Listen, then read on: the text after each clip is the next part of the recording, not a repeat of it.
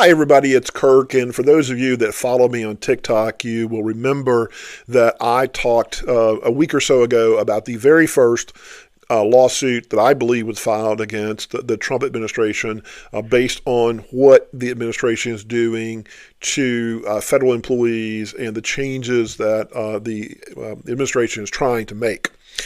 And that was a lawsuit filed by the National Treasury Employees Union versus Donald Trump, Charles Ezell, the acting director of OPM, as well as some other folks. And you can see that on the screen here, the first page of that, the caption page.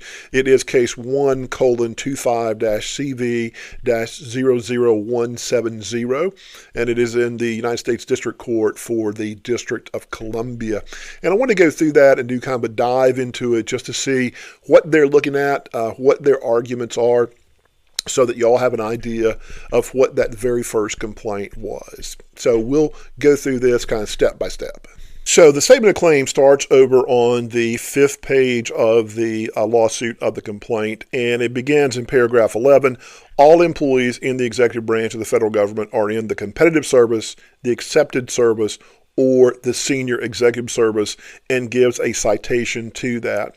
And basically, it also says in paragraph 12 that the present-day civil service kind of setup dates back to 130 years to the Pendleton Civil Service Reform Act, which eliminated the old spoils system. And you can see that at the bottom of page 5 here.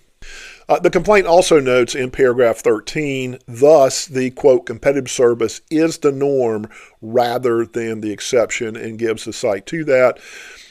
OPM has explained that, quote, most government employees are in the competitive service. Applicants for employment in competitive service must go through a competitive hiring process, and gives the citation for that as well. Now, applicants for accepted service positions are generally accepted from competitive service hiring requirements, such as taking a competitive examination.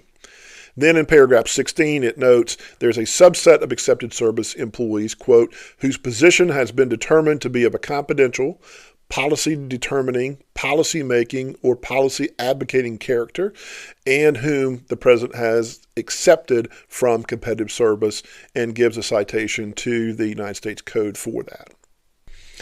Next, we go on to paragraph 17, the bottom of page 6. The statutory term, quote, confidential policy determining, policy making, or policy advocating applies to the narrow category of non-career political appointments that are identified by, quote, a close workingship with the president, head of an agency, or other key appointed officials who are responsible for furthering the goals and the policies of the president, and gives the specific site for that. We then continue over to page 7. In the same paragraph, it says such employees, so those policy-making ones that we have been talking about, have, quote, no expectation of continued employment beyond the relevant presidential administration, in quotation marks. It also notes the legislative history of the Civil Service Reform Act confirms that, quote, confidential policy determining, policy making, or policy advocating employees means only non-career political appointments, and gives the citation for that. So they're basically setting up that most folks are going to be not in this policy-making position. They're not going to be political appointees. They are very few of those, and therefore most people, as we'll learn later on, have certain rights and certain protections that those political appointees do not have. Then we go on to paragraph 19 of this complaint. Merit System Protection Board precedent and related statutes reinforce this interpretation, and it notes in here that there are 2 cases, one involving the Office of Independent Counsel and one special counsel, where it says, quoting part of the United States Code, political appointee as including individuals in confidential policy determining, policy making, or policy advocating positions. So that is section 1, going over the kind of the behind the scenes. Section 2, which begins in paragraph 20 of page 7, which you can see here, is labeled, that whole section, Congress's grant of due process protection to most federal employees. By law, most non-probationary employees in competitive and accepted services have due process rights if an agency takes an adverse action against them. Congress has defined an adverse action as a removal, suspension for more than 14 days, reduction in pay or grade, a furlough of 30 days or less. Employees' due process rights include the right to notice of the proposed action, to respond, and to pursue appeals before the Merit Citizen Protection Board. And for those of you who have been following me on TikTok or other platforms, you know that I do represent federal employees before the Merit Citizen Protection Board, which is known in shorthand as the MSPB. And moving on the top of page 8, you'll see paragraph 21, non-probationary public employees have a constitutionally based property interest in continuing employment, and such employment cannot be denied or stripped away without honoring due process rights such as notice and an opportunity to respond. And moving on, we'll notice in paragraph 23, it says, consistent with Congress's statutory scheme and case law, OPM, which is the Office of Personnel Management, has explained that most non-probationary employees have a, quote, a vested property interest in continued employment, end quote, and any new law affecting removals or other adverse actions, quote, must comport with due process, in sentence, in quotation marks, and citing the Federal Register where OPM said that. 24 says employees carry their due process rights with them if they are involuntarily moved from the competitive service or from another accepted service schedule into a new schedule. The final paragraph of that section 25 says the adverse action statute providing due process rights expressly excludes the subset of accepted service employees, quote, whose position has been determined to be of a confidential, policy determining, policy making, or policy advocating character, and whom the president has accepted from competitive service, and gives the citation to the code there. Because this subset of accepted employees has no expectation of continued employment beyond the relevant presidential administration, they do not have constitutionally based due process rights. So here they are setting up that there are some employees out there who are in these policy-making, policy-determining positions who are political appointees and have no due process rights. But so far, the argument is everybody else who's a federal employee, non-probationary, does have due process rights in these. Now, we're going to move into Section 3, which is the President's Executive Order, which we'll see on screen here starting at 26, which notes the President may generally establish rules that govern federal employees in the competitive service. 27, but Congress limited the President's authority to remove employees or positions from competitive service. Congress authorized the President to make, quote, necessary exceptions of positions from competitive service, end quote, only when warranted by, quote, conditions of good administration, end quote, and we see the citation to the United States Code there. 28 does recognize that presidents have previously issued executive orders creating schedules A, B, C, D, and E as necessary exceptions to the competitive service. And then 29, schedules A, B, C, D, and E were designed to address unique hiring needs upon a determination that applicants through the competitive service was not, or appointments through the competitive service was not practicable. And we have a citation for that in 29. Now, here's where I think there is a key point to be made in this section. So we have paragraph 30. In contrast, OPM concluded that a Schedule F executive order issued in 2020, which is revived through the order challenged here, quote, was designed to be a broad and numerically unlimited, end quote. So I think that is kind of where the rubber meets the road in the challenge to this executive order. Remember, it's based on this. It's based on the previous executive order, the one that was issued back in 2020, and now we're back to it here in 2025. Now, we're going to roll into the second section of this part of the executive order, starting with B. Now, I'm not going to go through in detail in Section B because I think that the introductory explanation is sufficient in the section title. So B, the executive order exceeds the lawful definition of, quote, confidential and, quote, policy positions. So saying that the executive order is overly broad in defining positions as confidential or as policymaking. And that is on page 10, starting right above paragraph 31. Now we're on to section C. The executive order lacks justification for why is allowable under the statute. Paragraph 39, presidents can only accept employees or positions from competitive service if, quote, necessary and when warranted by, quote, conditions of good administration, end quote. 40, the executive order provides no detailed data or explanation for why it is necessary. 41, the order similarly fails to provide details, data, or explanation why conditions of good administration warrant changes to hiring or adverse action procedure. It asserts only unsupported generalities such as, quote, principles of good administration necessitate action, end quote. Now, the rest of this, starting in the section D on page 12, I'm not going to get into those details because I want to move now to the claims that are being made so you understand of what the position is of the union. Before we get to the actual claims, we do want to look at paragraph 55, which starts the section number 4, Roman numeral 4, the harm that NTEU will suffer due to the executive order.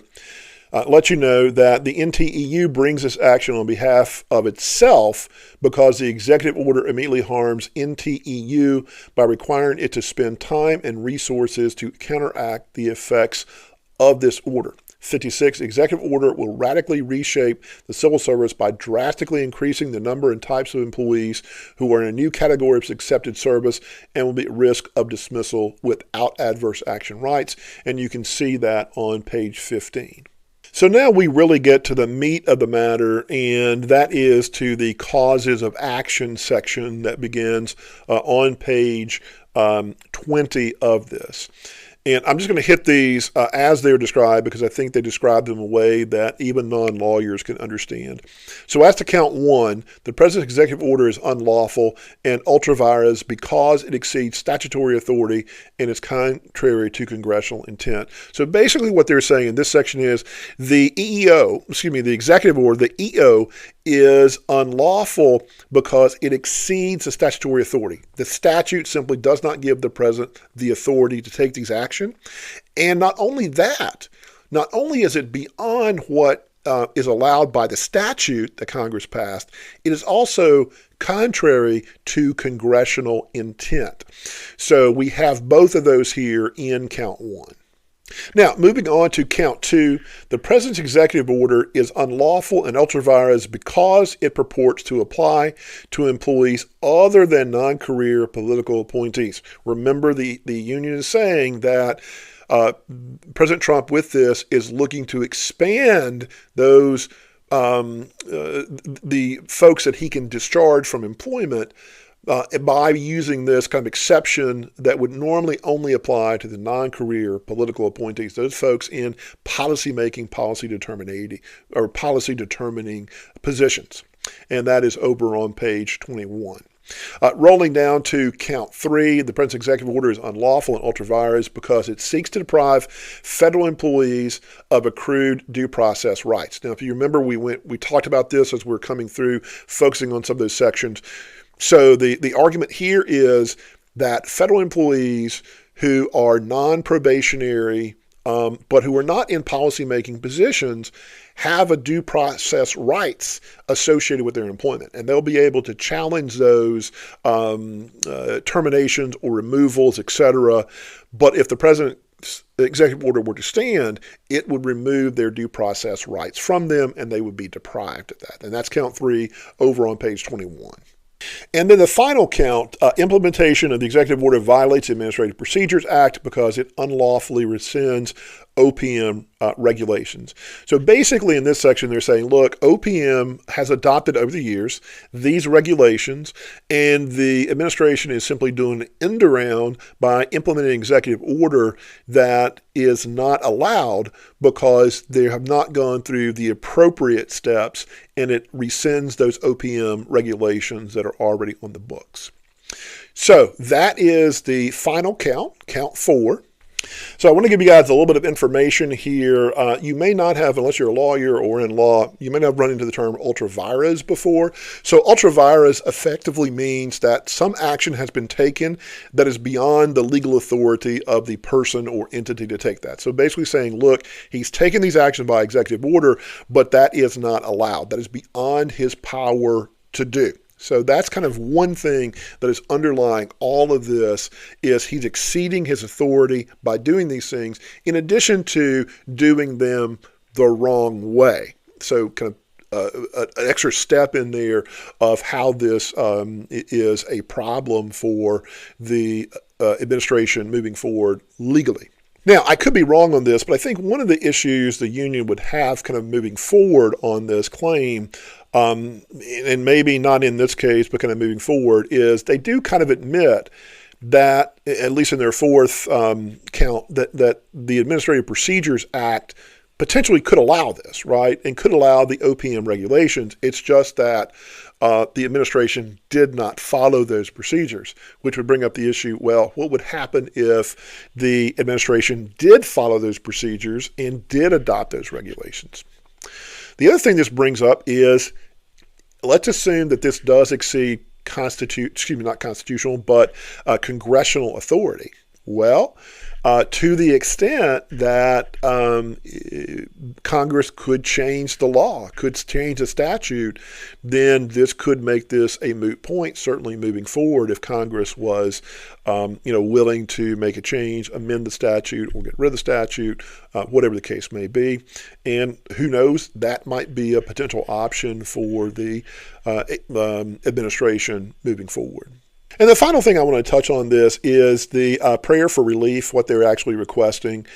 Declaring the January 20th, 25 executive order is unlawful, enjoining defendant President Trump from implementing or enforcing the January 20th, 2025 executive order, enjoin the other defendants from complying with the January 20th, 25 order, awarding plaintiff reasonable attorney's fees and costs, and whatever else the court thinks is appropriate in this. So that's a kind of a quick rundown of the lawsuit, what it looks like, kind of what it is based on. One of the things I do want to touch on, which I've mentioned on TikTok before, but I haven't mentioned in any of the videos up to this point, is that President Trump, I believe, thinks or has been told and believes that he has the authority to do this under the unitary executive theory. I've touched on that briefly on TikTok, and I intend to do a deeper dive into that unitary executive theory. But if you're interested in that, you can go and Google it. And basically, the idea is that if you look at the Constitution, the executive branch basically consists of the president. So why can't the president do whatever he wants when it comes to the executive branch, including whatever he wants with respect to the employees of the executive branch? Kind of a question of why would Congress have authority over that as well. That's kind of a high level. We'll talk about that in some later videos, but I hope you all liked this. If you did, please like and subscribe. Thank you.